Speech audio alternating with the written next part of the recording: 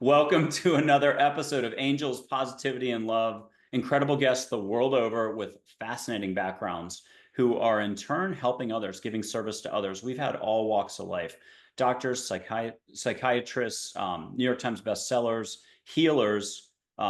We can keep going. I've got an amazing guest who I have met before. I love her. I think she's fantastic. She's been at Omega Institute each year after year after year doing what she does.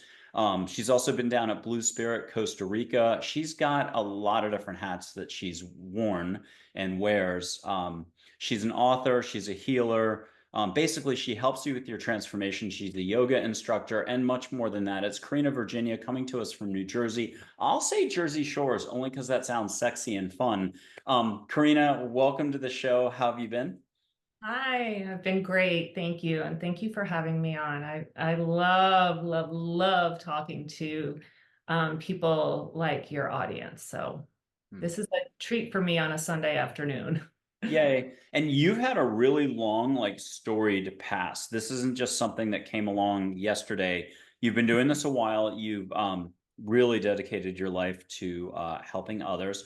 Can you, in your own words, just take us through sort of first just what you've been doing lately in the past decade, but then how did it all start?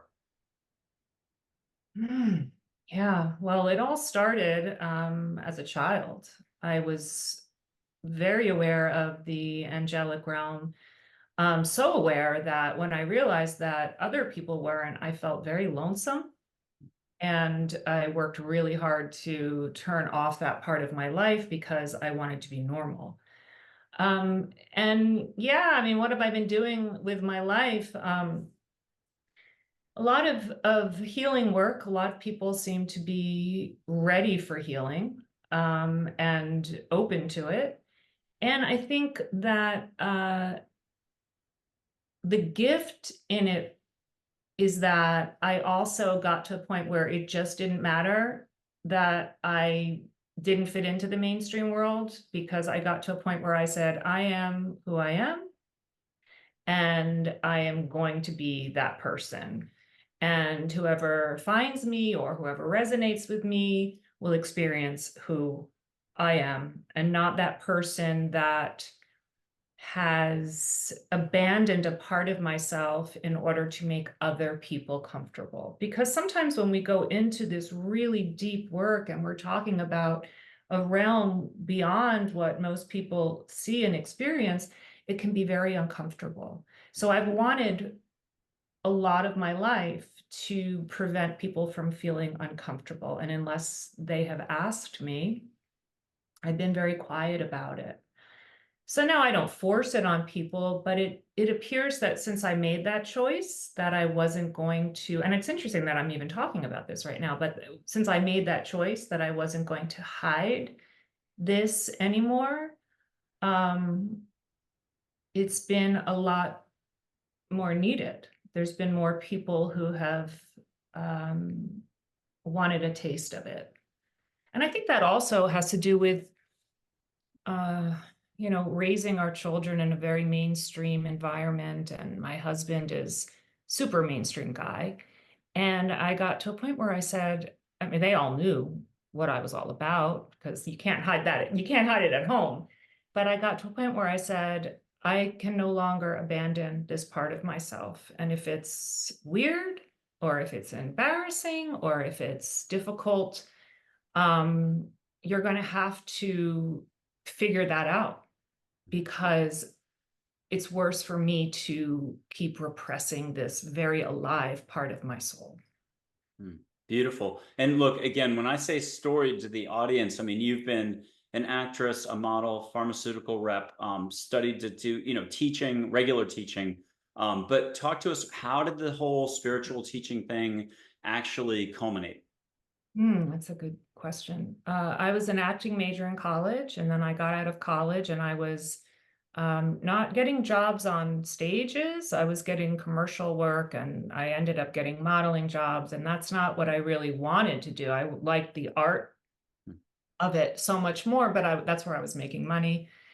And I had an agent and a manager, and they said, your work is really in LA. And I was in New York City.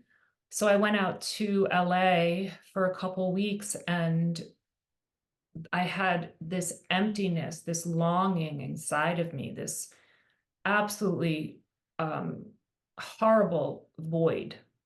And I wasn't sure if it was that I was dealing with self-worth issues, and I was around all these beautiful people, and there was, they kind of all had their groups, and one day I'd always meditated because I've always been very scattered, and I didn't realize that I was, someone that probably was a child with ADHD.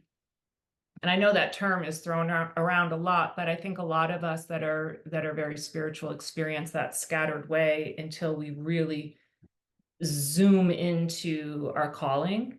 And so I was meditating, and I received this message that it was very normal for me to feel this feeling, because I was longing for the angels, that my spirit guides, and that community that I knew so well before I came to the earth, and that I was supposed to be sharing this with other people. And I sort of pushed it aside. And then I decided that I couldn't do the acting anymore. It was way too challenging for me, and I didn't have the passion enough for it like some of my friends did, who just kept going. I just couldn't do it anymore. And I was so tested, because I left and I told my manager and I told my agent that I wasn't doing it anymore. And I came back. My parents are both immigrants, and we lived in the suburbs of New York City. And I came back to New York, and I told my roommate that I wasn't even living in New York anymore. And I moved back into my parents' house, which is challenging. I was 25, 26. And my little sister decided, she's a very talented musician. She decided she was going to be in a pageant to hopefully get money to get her master's degree in music. And she ended up being in the community pageant. Then she was in the Miss New Jersey pageant. Then she won the Miss New Jersey pageant. And they had cameras all over us, because that was in Atlantic City. And I was the sister who had just been in a pool and had my hair in a ponytail, and just moved back to my parents' house. And I was the sister there going, oh yeah, I'm really proud of my sister. And what do you do? I don't know, and it was, then she was in the Miss America pageant, which is also in New Jersey. And all those clips kept coming back on the television, and I had left everything, and I was trying to figure out what I was going to do. And then I decided to be a teacher. And that's when I became a pharmaceutical rep, because I went for a day job, and I thought sales will be good. I'll have some free time. And then that's a whole nother story, because I saw another side of, the pharmaceutical industry, which was probably meant to be.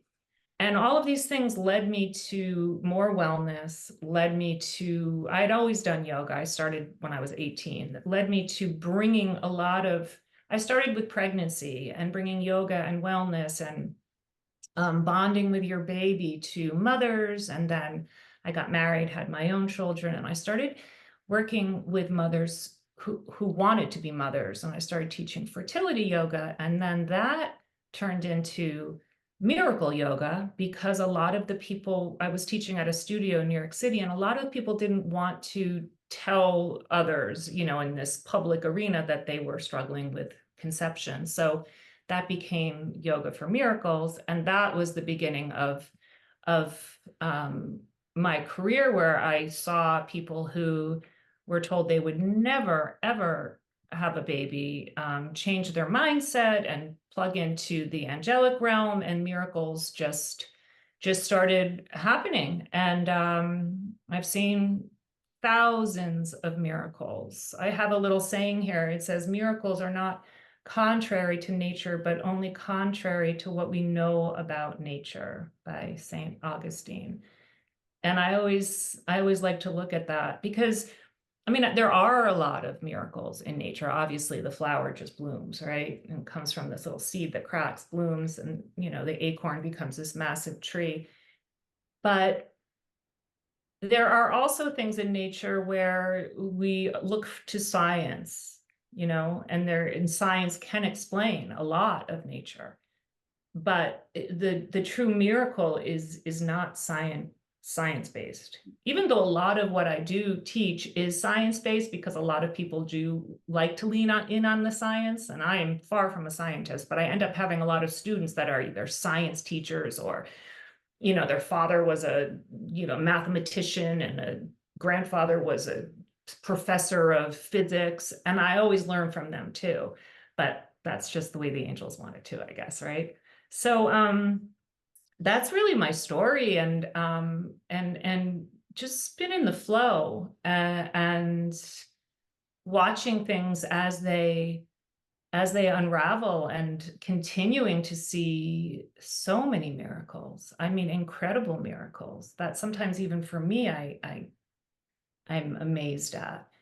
And it's really about people getting out of their own way and believing.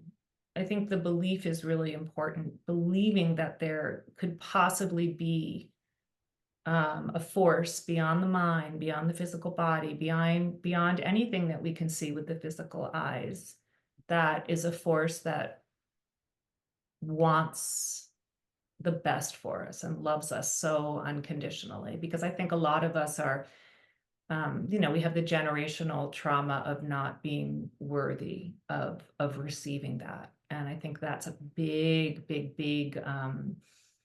part of what this time in the world is about, healing that generational trauma that is inherited, as science has proven. Lovely. Okay, so August 30th, the episode then in the APL show series was Dr. Karen Wyatt. And she talks about on the show how when she was like 11 or 12, she wakes up in bed and there's a beautiful woman standing over her bed that's not part of her family, not a house guest, illuminated in light, radiant, and it was her guardian angel. And from that point on, she knew she wanted to have a medical field or medical career as a doctor. It launched her entire career. It was kind of like as neat and as quick as it could get for the career stuff. Let's back up and go big picture here. You know angels exist, but can I just ask you the rhetorical question? Do angels exist? Yes. Now, let's go back. How did you know? When was it? Was it when you were 6, 5, 10? Were you having conversations all over the place? Were you seeing? What happened? How about how I knew that I was rare? Because I only knew that there, I mean, I can still, sometimes they're like floaters in my eyes. And I think a lot of people are getting floaters now, because I think more of us, the veil is getting thinner and more of us are seeing. My sister, for example, is like, oh, my floaters are so bad. It's something migraine. And I'm like, okay. So I think more it would be when I realized that it was unusual, because my whole life I just saw these kind of like jellyfish, and I never saw a physical being as I've never seen a ghost like that. I've had experiences that way, but ghosts are very different than angels, as we know. But I've never had that experience, except for one time when I had a near-death experience when I was 12. But that still was only a face, and it had this like kind of unbelievable aura, and this like, and this beautiful, it was female, and there were a few of them, but the one that came right to me had this big love and this big smile.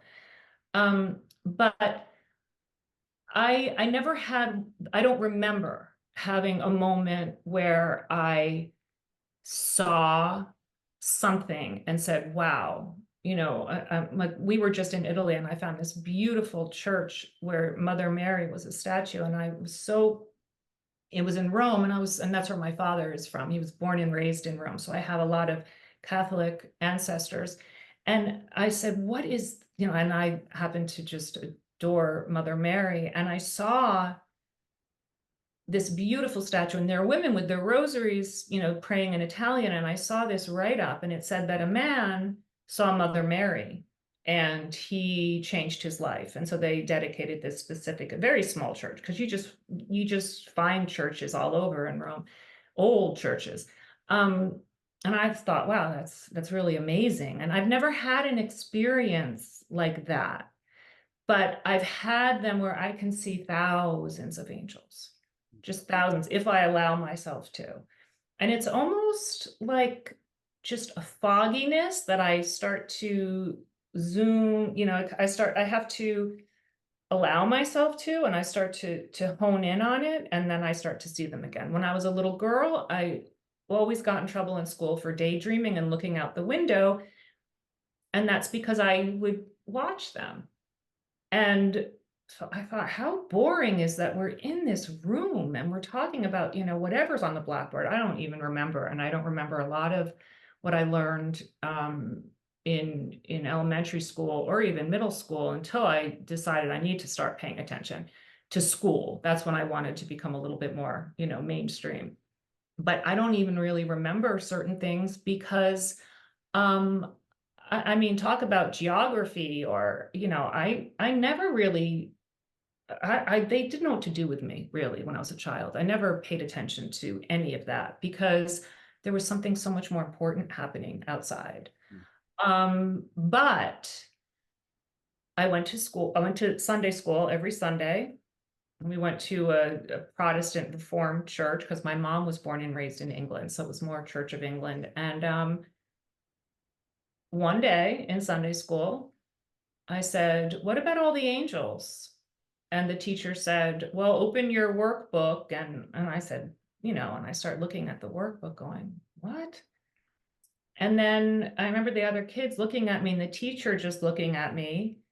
And so I went to Reverend Detmers. I remember him so well. And he was such a loving man, and he smiled at me, and he kind of told a story about a little boy who saw angels, but I knew that he was looking at me thinking I was like imagining the tooth fairy or something, you know. And that's when I went home and felt very lonely and very depressed. When I look back, I remember lying in my bed as a child,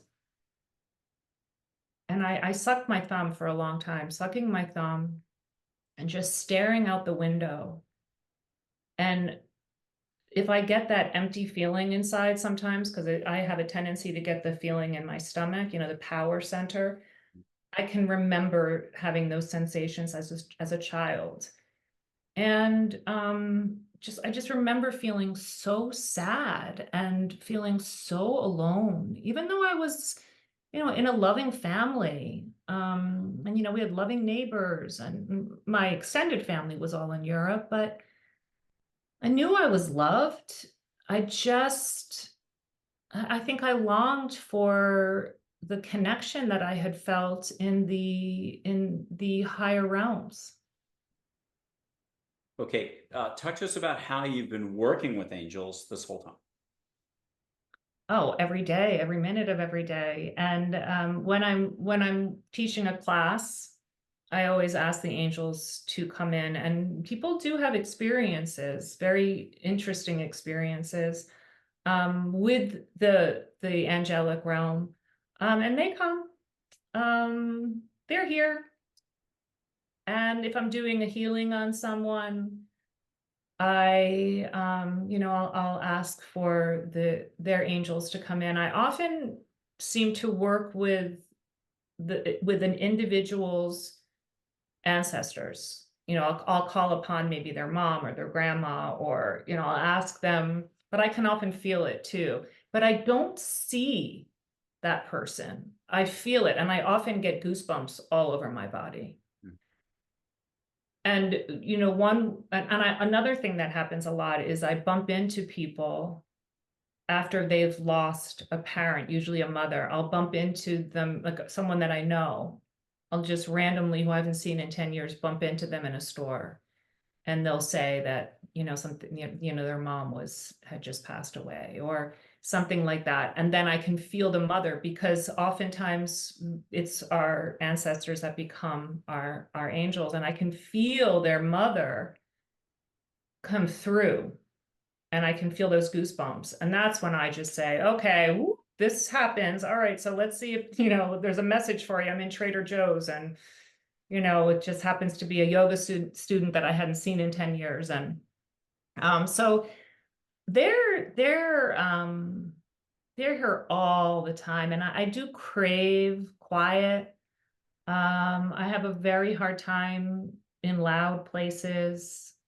I find it, like this, for example, is very easy and very comforting for me to just be having this conversation. Whereas going to a loud wedding is really hard for me. That is, my sensory system is so sensitive, and crowded places are really hard for me. And when I'm in those places, I don't feel as plugged in as I do when I'm home, or when I'm in my zone and I'm kind of quiet. But I also, I'm that person in the grocery store who's walking in the middle of the aisle with her cart, oblivious, and then someone might go, "Excuse me, you're in the middle of the aisle." And, my kids will be like, "Mom, you walk into people." Oh, so, it comes with things like that. Let's go big picture for mankind: more consciousness, more kindness, more gentleness. What else am I missing? Compassion. Maybe a little less thinking, rat race mode up here. Welcome to New York City, all the big cities, but it's also just all of us are doing way too much thinking and not breathing enough and smiling enough and so on. How do you describe it all? What's going on with mankind? Oh, and this is an eternal question, so don't feel any pressure at all. Yeah, no, I don't feel any pressure. It's, oh, there's so much here, And if we can take all, I mean, we all have this, right? But if we can take, and I can get up here too. And that's when when I'm overstimulated, I can go here. So if we can take all of this and breathe really deeply into our lower belly, we drop into our heart. And yeah, so the question was, what is going on here? We are, we're living in such a fast pace. We have these phones that can give us a message like that. Everything is so fast, and our nervous systems have adjusted to this very fast pace. And in order to keep up with it, we have to be very alert. So if we allow ourselves, there's one breath that I love, and I call this the miracle breath. And I can show it to you all really quickly because it just takes a minute. This is something that I will do. So we pucker our lips and we inhale through our mouth. And you want to breathe really deeply into the lower belly, right? And then you hold breath, and we take our tongue to the roof of the mouth. Hold the breath, close the eyes if you can. If you're in a public place, you want to keep them open, obviously. And you look at the third eye point, and then very gently exhale through the nose. And you relax the shoulder. So we'll do it together, and I won't instruct, I'll just do it with you. We'll begin.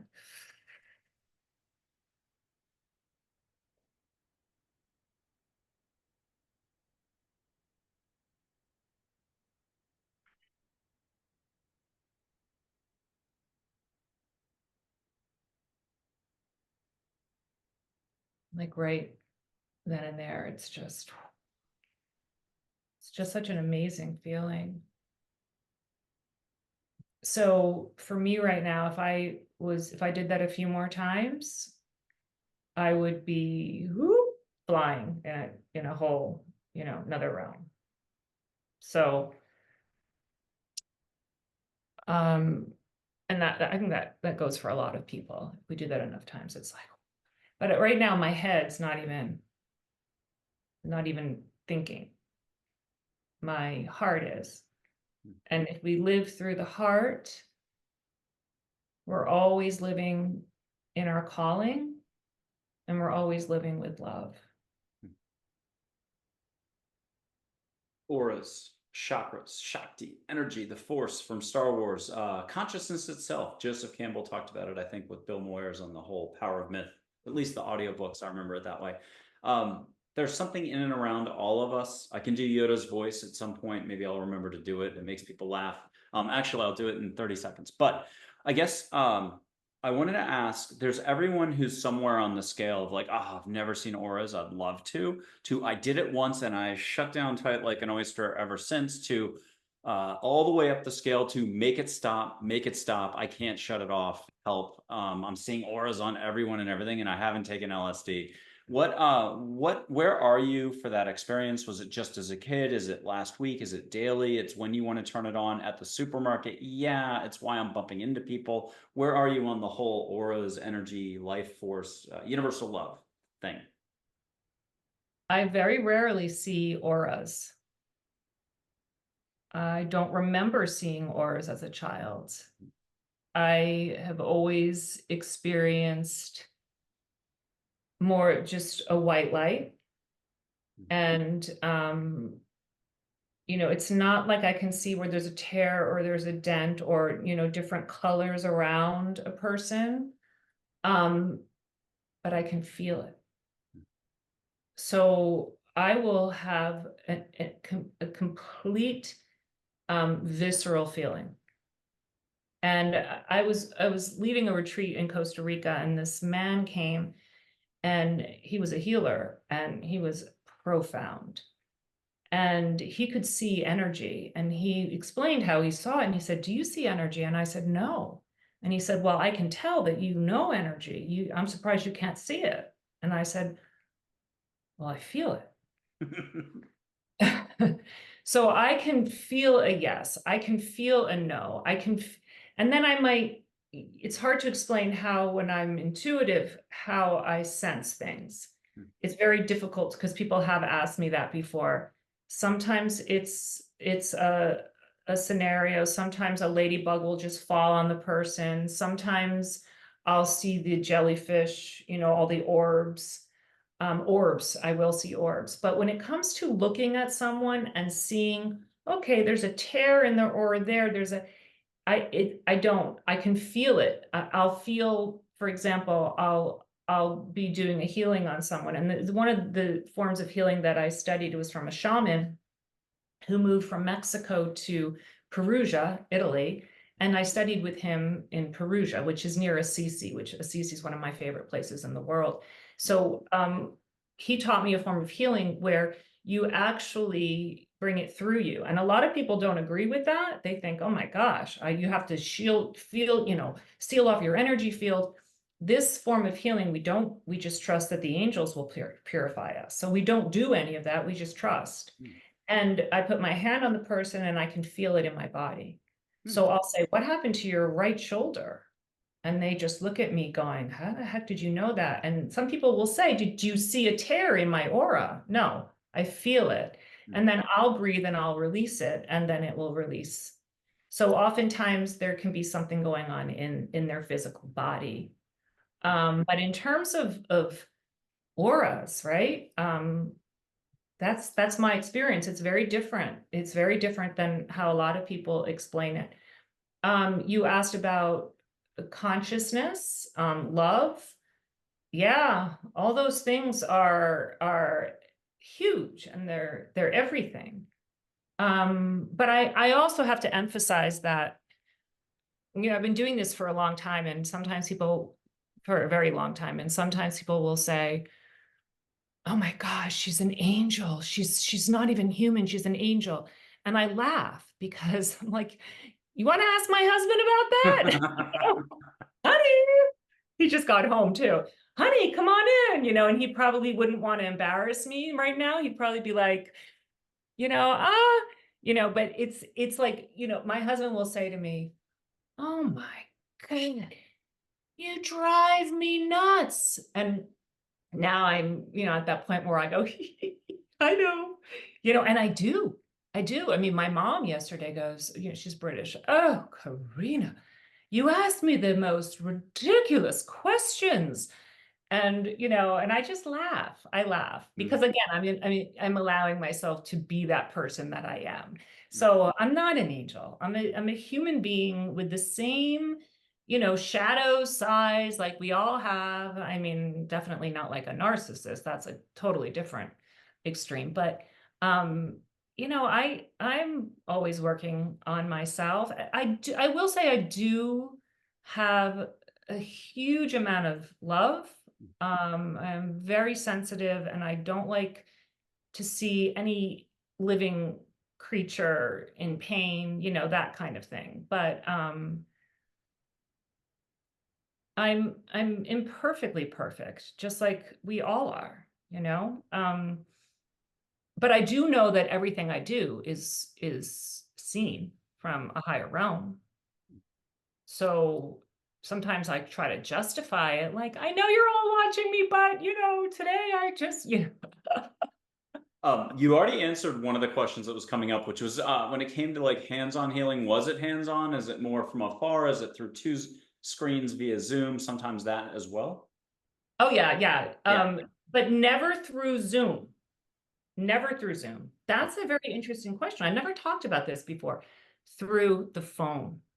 And I don't hold the phone. I put it on speaker because for me, there's too much electromagnetic stuff in Yeah. it, and there's too many things coming in at it. But if I have my little cell phone and I put it on speaker and I don't look at the person and I don't have them look at me either. In Mm. fact, my eyes are closed the entire time. Mm.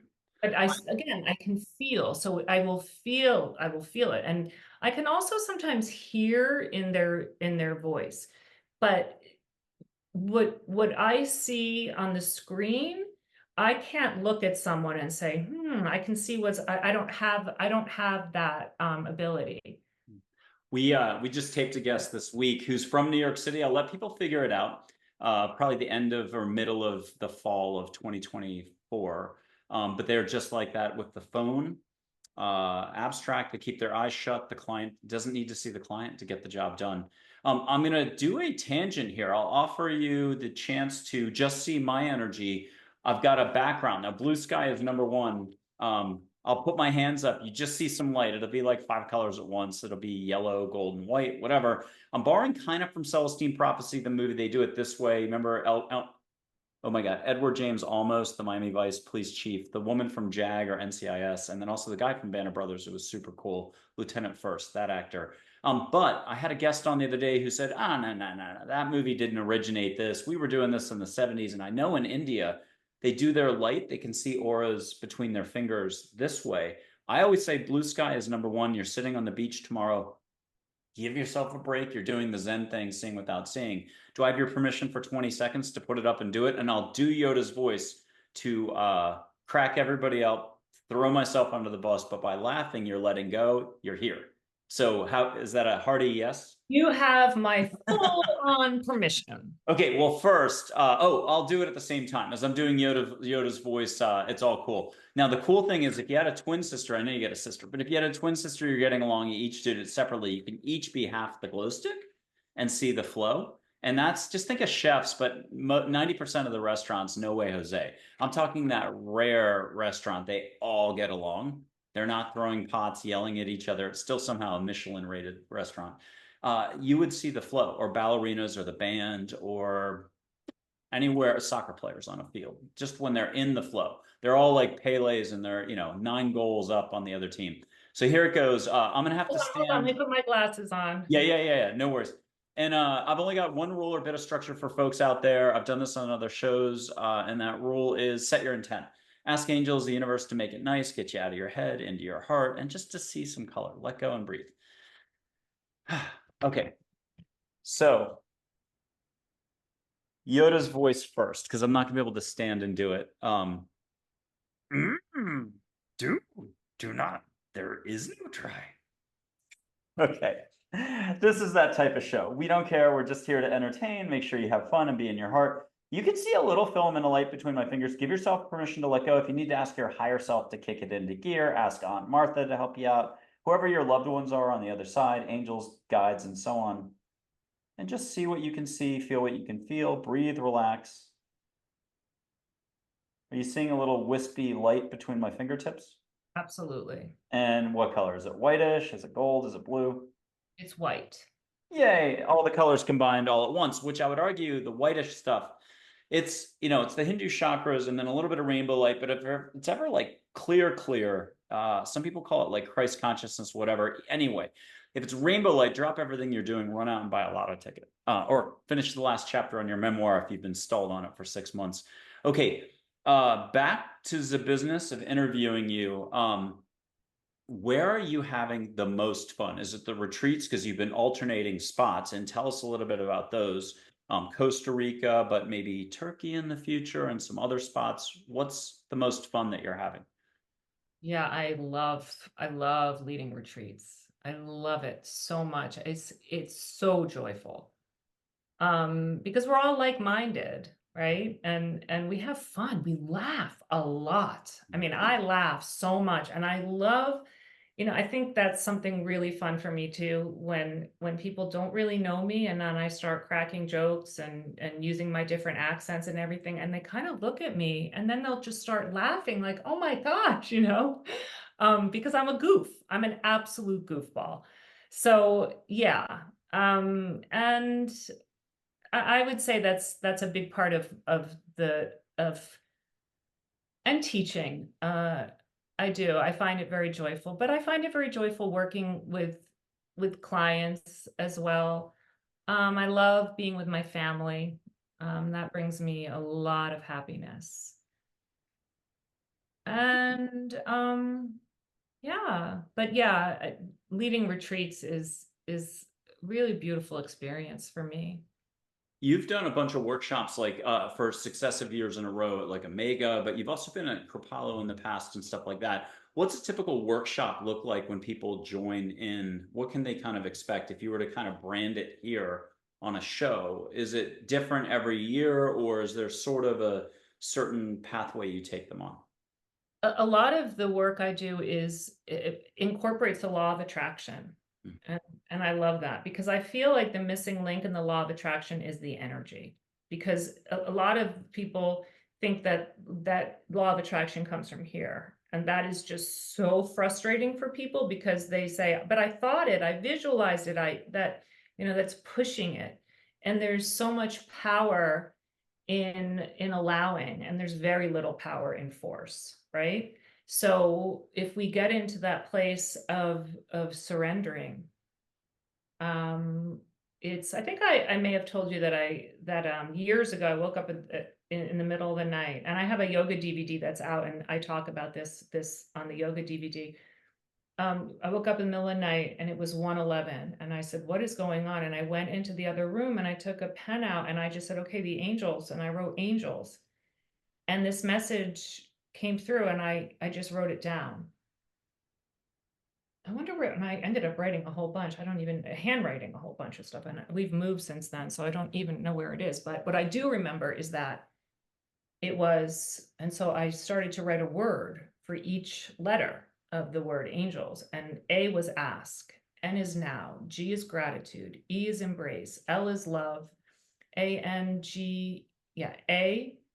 ask, now, gratitude, embrace, love, surrender. So angels. And then when I did the yoga DVD, this is when DVDs were. Now it's just a download, I think, on Amazon. But when with DVDs, the round thing, I talked about that. And that's helped a lot of people because it's not, you're not doing it here. You're remembering it's an angelic. It's an angelic thing. And also we are born with a blueprint. We are born within our DNA, the ability to live into our deepest dreams, when we're living from the heart. I mean, we're born with the DNA and the blueprint no matter what, but they manifest when we're living from the heart. Because when we're living from the heart, if what we're really wanting to bring into our lives is a purple Corvette, it's not going to happen unless there's some reason that we want to bring it in, because we're going to start helping kids with, there's always but if we're wanting so much to bring about having a child, there's no reason, if we long for that child, there is no reason that we won't have that child some way, somehow, if we allow ourselves to get out of our head and out of those old belief systems, like, who do you think you are? Your body doesn't work like that. You're too old. So a lot of what I teach is about erasing these old stories in our mind that keep telling us that we're not worthy. Or the stories that the doctor says of, if you don't do it this way, you will never get better. And we have to just stop giving our power away to people that are, kind of more authority figures. And instead know that we are the authority figure of our lives and the angelic realm and the divine. And then from there, things start to flow and our deepest heart's desires will happen. And they do. They do, because I've been doing this for a long amount of time, that I get stories all the time. And it's pretty amazing. So that's what I love teaching, because I believe it. I don't just believe it. I know that I know that it's there, because just like the flower the flower is already in the seed. And the seed is not thinking its way to bloom. It's not like, oh, and it's also not saying, oh my God, what if it doesn't rain? What if there's a drought? It's not, you can see there's wildflowers out in the middle of the highway. It's not like someone's out there, saying, okay, magic, it happens. So, that DNA, that blueprint is already there. And when we're born, there's something within us too. Something else that I work with is healing the ancestral trauma, because there is absolute scientific evidence that we inherit the emotions of our ancestors in ourselves. And so oftentimes we don't even know why we're feeling certain things. And do you know the story with the mice? The sign? Okay. So this is quick. They took mice, they exposed mice to cherry blossoms, and the mice were like, and then they shocked the mice. The mice went, didn't want to go near the cherry blossoms. You can even look this up. There's a real study. Oh, that's another job I did. I did a job for a new watch that was made by Citizen, NASA, and IBM. And I did all of the wellness quick fixes, because it can tell you when you need to rest or when you need to energize. But what I had to do was have scientific evidence for each thing. And some of these things are really out there. And that was hard for me, because I don't even know how to footnote. My daughter had to teach me how to footnote, and I do now, but I didn't. And because I'm not a techie at all. But the science out there it's years ago, I could never explain things the way now I can say, look at this, there's science. So this study with the mice is scientifically proven. So then they had offspring of the mice and they didn't do anything. Offspring of those mice didn't do anything. Then again, the offspring. Okay, so that's 3 generations. Took those little baby mice. I know we love mice, so but took those baby mice, exposed them to the cherry blossoms, and they went. So if you think about it, they're studying Holocaust survivors, grandchildren, any, depression. Some people might be hoarding, or they might be just trying to figure out with therapy why they have such a hard time spending money. If there's the ancestral imprint of a Great Depression, that needs to be cleared. But this is the beauty of it all, is that we don't even need to know what it is.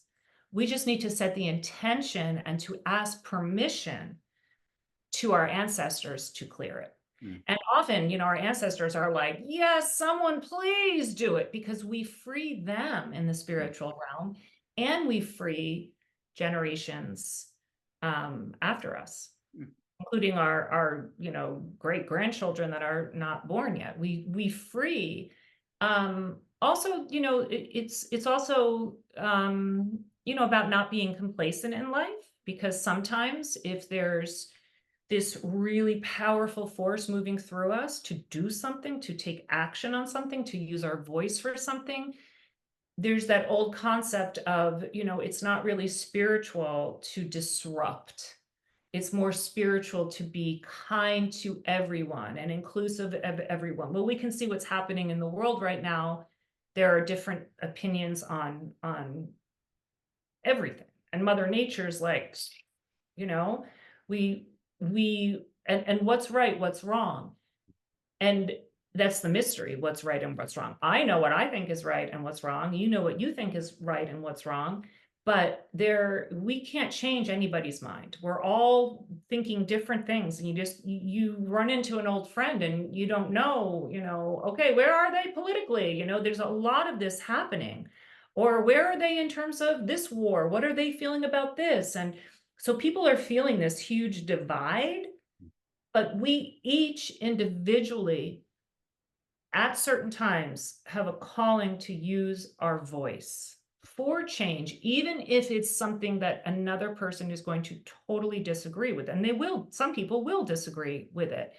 Um, and then there are times I've felt I have been called to use my voice. And over the past few years, I have no calling to use my voice. And it's like, oh, phew.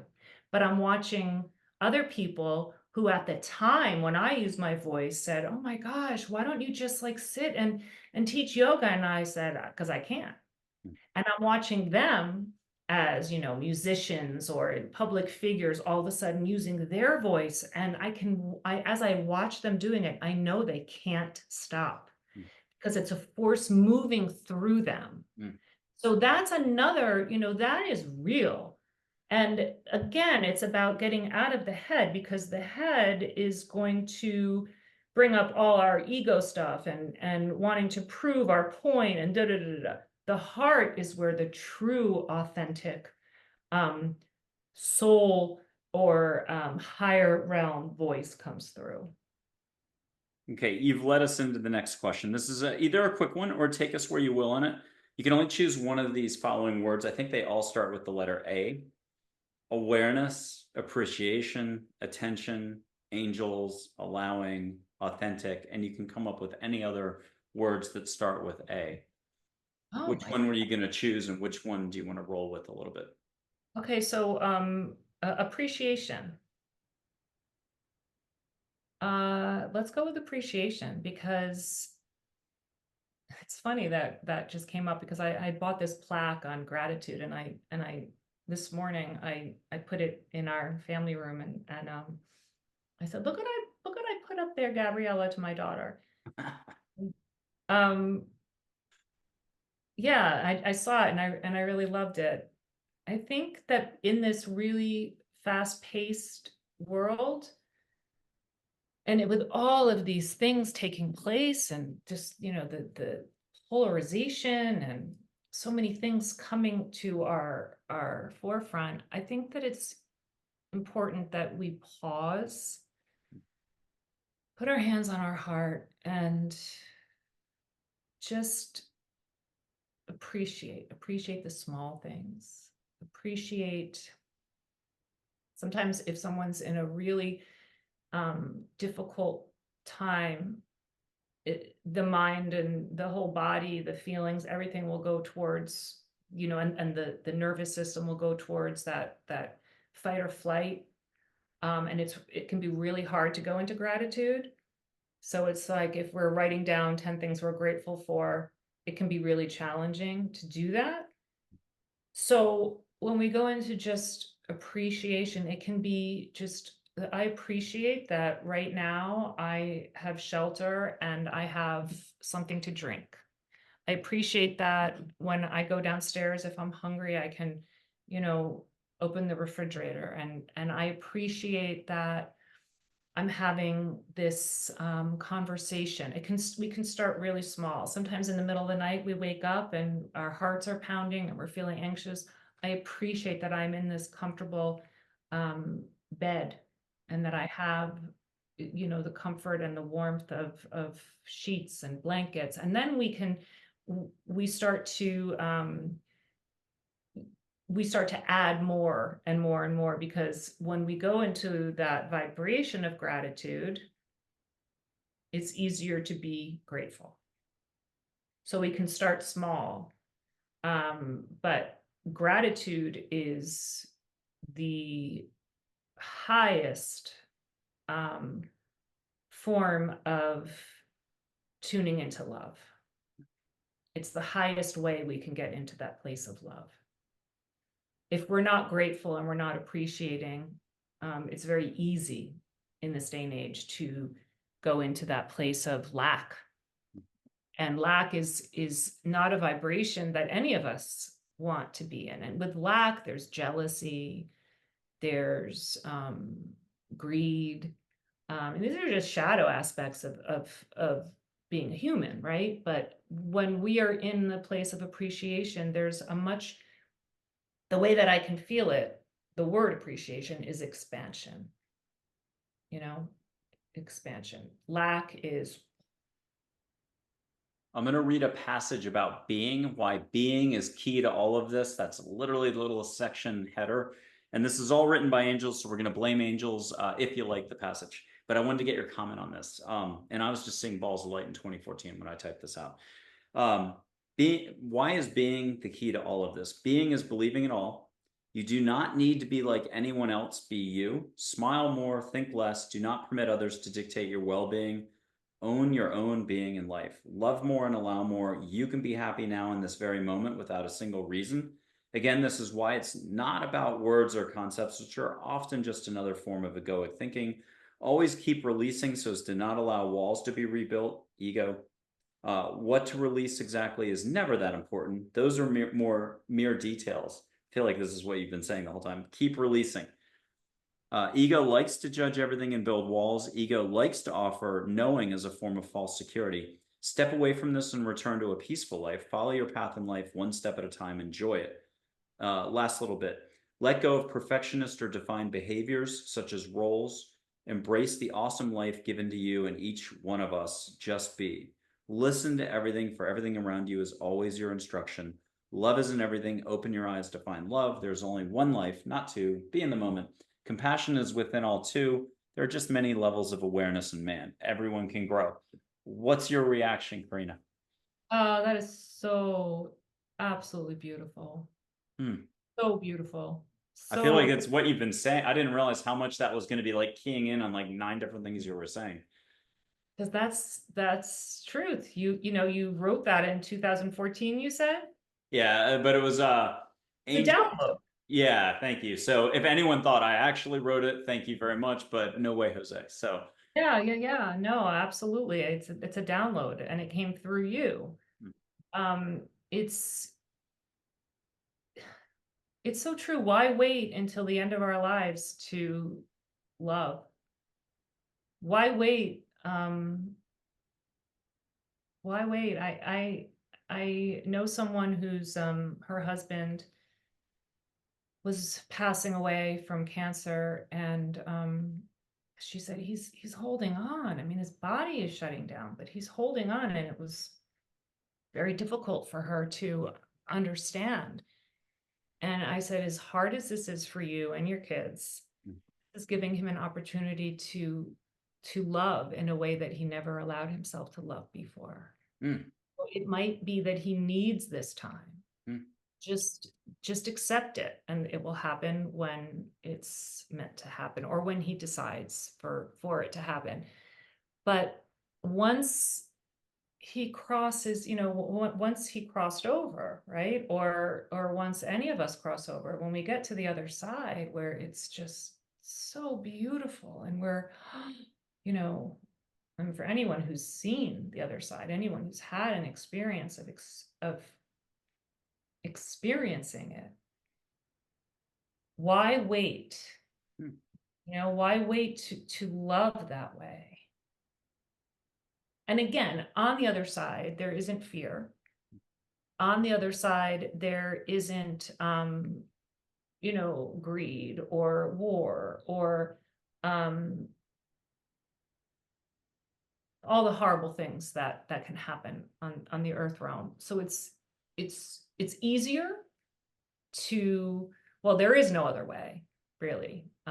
You know, it's not just that it's easier, there is no other way to be. It just is, like what you just wrote, being, right?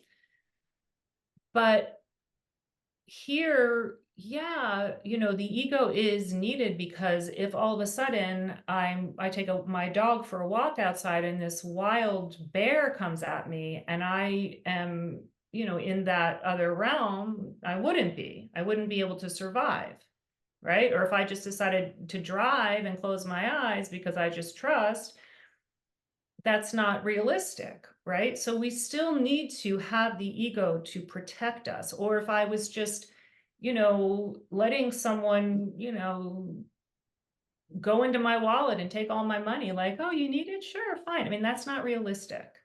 So we are going to have defense mechanisms. We are going to have ways of protecting ourselves. But when they get to the point of being so extreme that they become something that is not connected to our soul, not connected to our highest self, we don't feel good about ourselves. So there's always that balance. Okay, we've reached the point of the show where I blow a little bit of sage. Anybody who's watched the show before, you catch it through two screens. It doesn't matter if the year is 2028, 2030, you're in Germany, New Zealand, Chile, wherever. Time and space isn't the way you think it works. Just allow a little bit more. If you need to breathe more, fine. If you need to ask the universe to help your schnoggin smell, but some people who are hypersensitive taste it as soon as I start lighting it. So Juniper Ridge Sage, that California company, I think they're still in all the Whole Foods, very consistent, great incense sticks.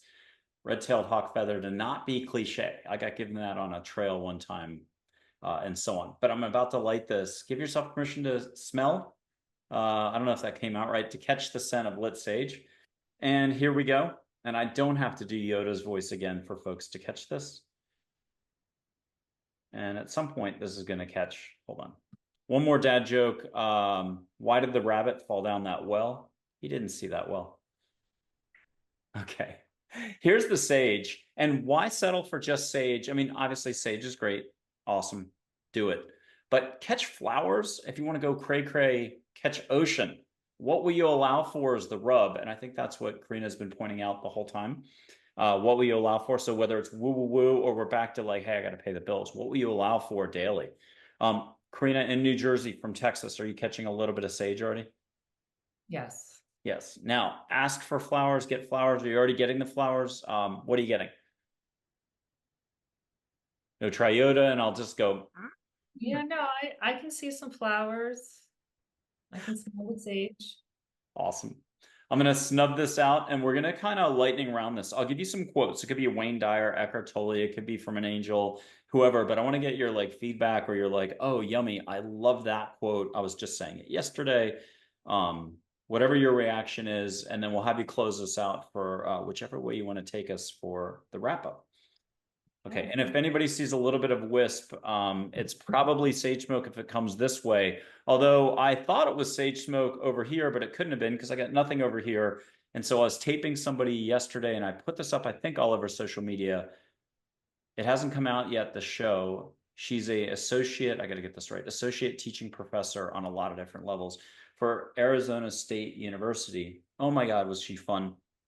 But we had light come in this way and then a straight up whoosh of a ball light. And I got it on video. We had two other guests from, I don't know why South Africans do it. One South African living in France, one South African living in Germany. You can see those whooshes as well. Maybe we'll still get a whoosh. I'm going to quietly ask for angels to show up. Who knows? Here are the random, it's 18 pages of quotes. So I'm just going to randomly do this. We've been emphasizing Winnie the Pooh way too much lately. So no Winnie the Pooh today. We're not looking out with that. Okay. Ooh, Geronimo. And this is a little more direct, more like giving personal advice to someone years ago. Don't be afraid, but I think this is what you were just saying. So crazy that I'm saying this. Don't be afraid to show love, silly. What are you waiting for? It's possible. I feel like that was what you just telling everybody. Okay. Okay, I'm getting all teary-eyed on that one. Oh, Geronimo, Plato. Man is ready for change, more compassion coming. He said that in 2015. And and angels, somehow it got jammed together, so I'll just read it. Being is believing in all angels. So between those three, if you need me to read them again, don't be afraid to show love, silly. What are you waiting for? It's possible. And then Plato said, man is ready for change, more compassion coming. And then Angel said, being is believing in all, any or all, or what's it spark within you? I would just say all, because, you know, don't be afraid to love. You know, believe in the higher realms, and then being will flow if we trust. Hmm. Oh, And yeah, why wait? talk to us about where, everything is ebb and flow, and your practice has moved in different directions or taken you in different directions. Can you just share a little bit about you as a healer, a practitioner, doing what you do? How have you found yourself letting go more in this department or area, trusting more over here, doing this, doing that? Can you give us a little more flavor as a healer? Yeah, I have found that old codependent people pleasing part of me has dissolved some. You know, I will definitely say that one of my shadow sides is that I'm a recovering codependent people pleaser, but I am recovering. Hmm. You know, so I'm not, I used to be so worried about saying something that could offend that person in the back of the room. And then I would look and think, should I not have said this? You know, I'd second guess myself. Sometimes when I would teach, I would get so into that zone and just allow whatever was coming through to come through. And then afterwards, I would start to think, oh my gosh, did I really say that? And now I let it all go. And I just trust that whatever's coming through me is coming through me. And that sometimes that might be something that somebody it might not be exactly, it might be calling on someone to maybe work on something. And I'm not responsible if it came through me in that place, because I am still staying in my own lane. I'm not saying you need to, but if they take it that way, sometimes I used to second guess myself, and now I just trust that I'm doing what, once I get into that place of tuning in, I'm doing what I'm going to be doing in that place, which is what people are coming for, right? I'm not making it up, and I'm not, you know, I don't want to be second guessing myself. I don't want to be thinking before I say something. So that's been a big improvement for me. Can I put one angel photo up? I totally forgot to do anything before the show. Whoops, I'm bad. But we'll have opportunity for you to come back anytime you want. Next year on the regular show, we got an APL Spotlight Series. You just come in, and the day you tape it is the day it airs. Plus, we do panels, so I'd love to get you in there with 2 other people and do a beautiful 90-minute panel. This is an angel named Joy, the emotion joy ambassador communicator, high peppy voice. If anybody wants to treat her like a fireplace, you can put your hand out and just feel the vibe. And if you want to get whooshed up and down your back, anybody who needs help, just breathe more through the mouth and silently ask angels, hey, angels, get me out of my head into my heart. Help me, however you have to finish the sentence, but just say thanks, amen, rock and roll, om sai ram. If you're from India, are you already kind of feeling it? Or are you seeing the photo move at all or anything like that? Yeah. Yay. Yeah. And then if with your permission, can you just silently ask, and you may just get it your way, a last talking point or 2 or 3 that'll wrap up the show, but she'll, like, you're an actress on the round stage in London, Shakespearean style, except a lot more fun. She's behind the curtain, she'll give you something, and you'll be like, oh yeah, I was actually saying yesterday I wanted to talk about it on the show today. I totally forgot. What's that? Are you getting prompted at all for a... Yes, it's so funny because I was thinking, oh, what is it? And I said, I see a lollipop, and the kind of lollipop that I used to love when I was little, because it's my like pink, bright pink lollipop. And there was, then you would lick it, and then different colors would be inside. And I thought, oh, I can't tell him that I see a lolly. You just did. But yes, so inner child, Hmm. the inner child, right? That inner child is like, you know, coming out. All of us, we're being reminded to honor that inner child and reminded to heal parts of him or her or him that have felt shamed or have felt embarrassed or have felt less than or have been hurt. And for us to move forward and also to love, right? Being that loving person that we do want to be takes feeling safe.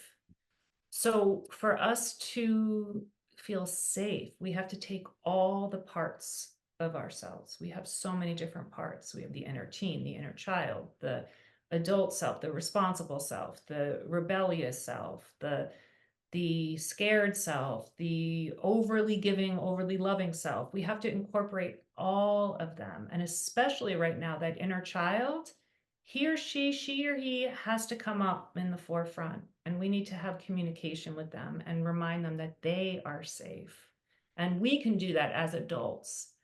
So yeah, that's what I got, a lollipop. Brilliant. I love it.